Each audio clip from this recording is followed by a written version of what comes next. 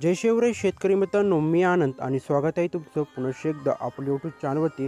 तर पहा, तुम्हाला सुद्धा तुमच्या पिकाची ई पीक पाहणी करताना ई पीक पाहणी या ॲप्लिकेशनवरती अशा काही प्रकारचे एरर येत आहे का, तर याचं सोल्युशन काय तर पाहू शकता मित्रांनो. अशी काही प्रक्रिया आहे, कधी कधी दिवसभर राहते आणि हे असंच गोल फिरत होतं.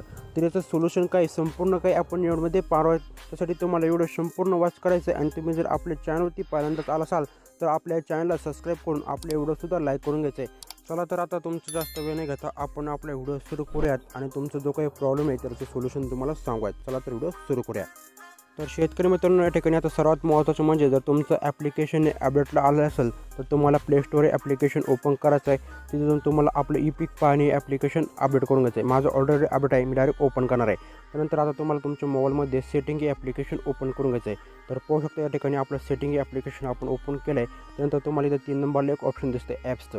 तर ते ॲपच्या ऑप्शनवर तुम्हाला क्लिक करून घ्यायचं आहे. तुमच्या मोबाईलमध्ये सर्व ॲप तुमच्यासमोर दिसून जातील. त्यानंतर तुम्हाला इथं ई पीक पाहणी ॲप्लिकेशन ओपन करायचं आहे. तिथं टॅप करायचं आहे.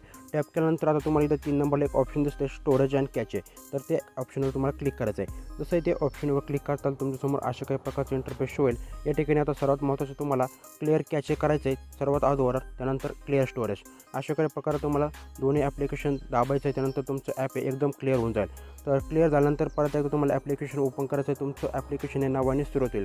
होऊ शकतं या ठिकाणी आपलं ॲप्लिकेशन हे नव्याने सुरुवात झाली आहे. तर या ठिकाणी तुम्हाला सर्व आलो करायचं आहे. कोणतेही डिने करायचं नाही. डिने केल्यानंतर तुमचं ॲप्लिकेशन हे चालू होणार नाही. तर सर्व ठिकाणी आलो केल्यानंतर आता तुम्हाला तुमचं ॲप्लिकेशन हे ओपन करायचं आहे. या ठिकाणी तुमचा मोबाईल नंबर टाकायचा आहे. जो तुमचा मोबाईल नंबरवरती तुम्हाला ई पीक पाहणी करायचं आहे तो मोबाईल नंबर टाकायचा आहे. व्यवस्थित त्या मोबाईल नंबर टाकून झाल्यानंतर पुढे जा ॲप्लिकेशनवरती तुम्हाला टॅप करायचं आहे.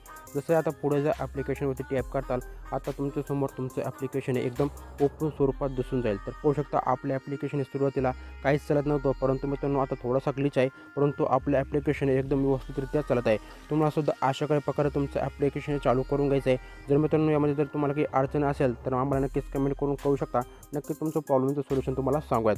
तर मित्रांनो या ठिकाणी आता सर्वात महत्त्वाचं म्हणजे तुमचं ॲप्लिकेशन आहे एवढा स्टेप फॉलो केल्यानंतर जर चालत नसेल तर तुम्हाला काय करायचं आहे. तर पहा आता तुम्हाला काय करायचं आहे. शेतकरी मित्रांनो, तुमचं ई पीक पाहणी ॲप्लिकेशन हे प्रामुख्याने चालत नाही. याचं मुख्य कारण असं आहे की सर्व शेतकरी एकाच वेळी आपल्या शेतामध्ये जाऊन ई पीक पाहणी करत असल्यामुळे ई पीक पाहणी ॲप्लिकेशनमध्ये खूपच जास्त लोड आपल्याला दिसत आहे. त्यामुळे सर्वसुद्धा डाऊन होत आहे. त्यामुळे तुम्हाला काय करायचं आहे, ई पीक पाहणी करताना नेहमी शेतामध्ये पहाटे 5 वाजता शेतामध्ये जायचं आहे. त्यानंतर तुम्ही 5 ते 6 एका तासामध्ये तुमची ई पीक पाहणी एकदम व्यवस्थितरित्या करू शकता. मी सुद्धा अशा काही प्रकारे सकाळी 5 वाजता गेल्यानंतर माझी ई पीक पाहणी एकदम ओकेमध्ये झाली आहे. तुम्हाला सुद्धा अशा काही प्रकारे पाठात जायचं. त्याच्यानंतर तुमचं ॲप्लिकेशनसुद्धा व्यवस्थित चालेल आणि तुमची ई पीक पाहणीसुद्धा होऊन जाईल. तर मित्रांनो असा होता माहितीपूर्ण व्हिडिओ.